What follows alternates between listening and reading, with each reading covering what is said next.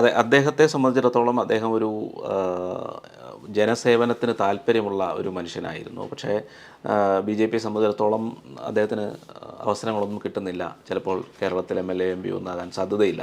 പക്ഷേ ജനസേവനം നടത്തണമെങ്കിൽ ഇങ്ങനെയുള്ള എം.എൽ.എ സ്ഥാനങ്ങളും എം.പി സ്ഥാനങ്ങളും ഒക്കെ വേണമല്ലോ. അതുകൊണ്ട് ആയിരിക്കില്ലേ അദ്ദേഹം മാറിയത്? എനിക്കറിയില്ല എന്തുമാത്രം എം.എൽ.എ സ്ഥാനങ്ങളും എം.പി സ്ഥാനങ്ങളും ഒക്കെ കിട്ടിയിട്ടാണ് എൻ്റെ വീടിനടുത്ത് എന്നെ ഷായൊക്കെ കൊണ്ടുവരുന്നൊരു ചേട്ടനുണ്ട് പണ്ട്. അപ്പം അദ്ദേഹം ഒരു ബാങ്ക് ഉദ്യോഗസ്ഥനായിരുന്നു, ബാങ്കിൽ പ്യൂണായിരുന്നു. അദ്ദേഹം ചെയ്യുന്നത് എന്താണെന്ന് വെച്ച് കഴിഞ്ഞാൽ, ആ സാധാരണ ആളുകൾ അവർക്ക് ഒരുപക്ഷെ ചെയ്യാനുള്ളായിരുന്നു ഒരു ഫോം ഫില്ല് ചെയ്യാനായിരിക്കും, അല്ലെങ്കിൽ അവർക്ക് പഞ്ചായത്തിൽ നിന്നൊരു ചാക്ക് വളം വാങ്ങാനായിരിക്കും. ഇ- ഇവ ഇവരൊക്കെ ചെയ്യുന്നത് ജനസേവനമല്ല. ഇവരെന്ത് എം.എൽ.എ സ്ഥാനത്ത് എത്തിയിട്ടാണ് ജനസേവനം ചെയ്യുന്നത്? ജനസേവനം ചെയ്യാൻ മനസ്സുള്ള ആളുകൾക്ക് എം.എൽ.എ സ്ഥാനവും എം.പി സ്ഥാനവും ഒന്നും വേണ്ട. ആ ഒരു മനസ്സുണ്ടായാൽ ഈ പറയുന്ന സ്ഥാനങ്ങളൊക്കെ ഇങ്ങോട്ട് തേടി വരും.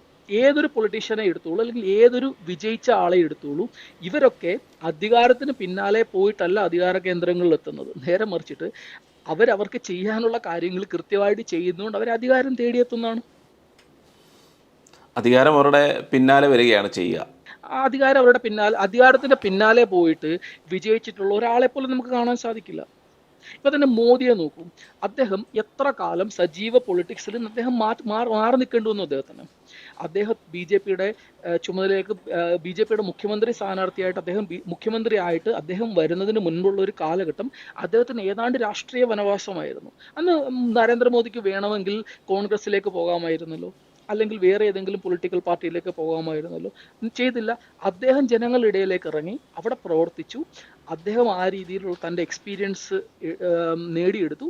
പിന്നെ ബി.ജെ.പിയും ഗുജറാത്ത് ഒരു ക്രൈസിസിൽ എത്തുന്ന സമയത്ത് നരേന്ദ്രമോദിയുടെ കഴിവുകൾ മനസ്സിലാക്കിയിട്ടാണ് ബി.ജെ.പി നരേന്ദ്രമോദിയെ, ഞാൻ ഒരുപക്ഷെ ചെയ്യുന്നൊരു വലിയ തെറ്റായിരിക്കാം സന്ദീപ് വാര്യരുടെ കോണ്ടെക്സ്റ്റിൽ പെട്ടെന്ന് നരേന്ദ്രമോദിയെ കൊണ്ടിട്ടിട്ട്, പക്ഷെ എന്നാൽ പോലും അങ്ങനെയാണല്ലോ ഒരാൾ വിജയിക്കുന്നത്. ഞാൻ പറയുന്നത്, നിങ്ങൾ എവിടെ ആയിക്കോട്ടെ, നിങ്ങൾ പൊളിറ്റിക്സിലായിക്കോട്ടെ, അല്ലെങ്കിൽ നിങ്ങൾ കോർപ്പറേറ്റ് സെക്ടറിൽ ജോലി ചെയ്യുന്ന ആളായിക്കോട്ടെ, നിങ്ങൾ എവിടെ ജോലി ചെയ്യുന്ന ആളായിക്കോട്ടെ, നിങ്ങൾ ഒരു തവണ പരാജയപ്പെട്ട് നിങ്ങളൊരു കോൺഫ്ലിക്റ്റ് ഉണ്ടാകുന്ന സമയത്ത് പരാജയപ്പെട്ട് ഓടുന്നത്, അതിന് എന്ത് ന്യായം കൊടുത്തു കഴിഞ്ഞാലും നിങ്ങൾ പരാജയപ്പെട്ട ആളാണ്.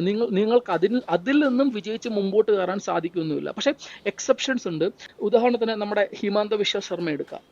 അദ്ദേഹം കോൺഗ്രസ് വിട്ട് ബി.ജെ.പിയിലേക്ക് വരുന്നത് ഐഡിയോളജിക്കൽ പ്രശ്നങ്ങളും, അല്ലെങ്കിൽ നമുക്ക് രാഹുൽ ഗാന്ധിയെ പോലുള്ള ആളുകൾ കാണിച്ച അവഹേളനങ്ങളും വന്നിട്ട് നോക്കൂ. അദ്ദേഹം വന്നു, അദ്ദേഹത്തിന്റെ കഴിവുകൊണ്ടാണ്. അദ്ദേഹത്തിന്റെ കഴിവ് എല്ലാവർക്കും അറിയാം, അദ്ദേഹം എവിടെ എത്തി എന്നും അറിയാം. ഇത്തരം ആളുകൾ തമ്മിൽ അവർ പാർട്ടി മാറുന്നതിൽ ആ ഒരു വ്യത്യാസമുണ്ട്. ഒരു അധികാരം അത് മാത്രമല്ല മോഹിച്ചിട്ടല്ല അയാൾ. അത് മാത്രമല്ല ഈ ആളിന് കിട്ടുന്ന ആയുധങ്ങൾ അതും ഒരു ഘടകമാണ്. അയാൾ നിൽക്കുന്ന പ്രത്യയശാസ്ത്രത്തിൽ എത്രത്തോളം സത്യം പറയാൻ കഴിയും എന്നുള്ളതും ഒരു പോയിന്റ് തന്നെയാണ്. അതെ അതെ, അത് ഞാൻ നേരത്തെ നമ്മൾ പറഞ്ഞല്ലോ, സന്ദീപ് വാര്യർക്ക് ആർട്ടിക്കുലേറ്റ് ചെയ്യാനുള്ള കഴിവുണ്ടെന്ന്. ഈ ആർട്ടിക്കുലേറ്റ് ചെയ്യാൻ ഇത്ര കഴിവുള്ള സന്ദീപ് വാര്യരെ ഇതിന്റെ ഓപ്പോസിറ്റ് സൈഡിൽ കൊണ്ടുവന്ന് എടുത്ത് നോക്കട്ടെ. ഈ സെയിം വിഷയം നാളെ ബി ജെ പിക്ക് ഒരുപാട് പ്രഗത്ഭരായിട്ടുള്ള, എന്താ പറയുന്നത്, ഈ വിഷയങ്ങൾ സംസാരിക്കുന്ന ഒരുപാട് ആളുകൾ ഇപ്പോഴുണ്ട്. അവരുടെ ഓപ്പോസിറ്റ് സന്ദീപ് വാര്യരെ കൊണ്ടു നിർത്തിയിട്ട് ഇന്ത്യ പാകിസ്ഥാനിൽ ബോംബിട്ടില്ല എന്നോ, അല്ലെങ്കിൽ എന്താ കർഷക ബില്ല് മോശമാണെന്നോ ഒക്കെ ഒന്ന് സന്ദീപ് വാര്യർ സംസാരിച്ചു നോക്കട്ടെ. ആർട്ടിക്കുലേറ്റ് ചെയ്യാൻ സാധിക്കുന്നത് കൊണ്ടാണ്, അല്ലെങ്കിൽ ഡേറ്റ ഉള്ളത് കൊണ്ടാണ്, നമ്മൾ പറയുന്ന കാര്യത്തിന് സത്യസന്ധത ഉള്ളത് കൊണ്ടാണ് ഒരു ഡിബേറ്റിൽ വിജയിക്കാൻ സാധിക്കുന്നത്.